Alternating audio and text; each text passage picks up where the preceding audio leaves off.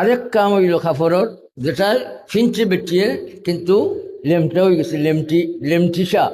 একগুলো আছে লেমটাসা, আর আরেকগুলো আছে লেমটিসা। সারও বাবা আসেনি, আর লেমটাসা হইতে পয়সা লাগেনি।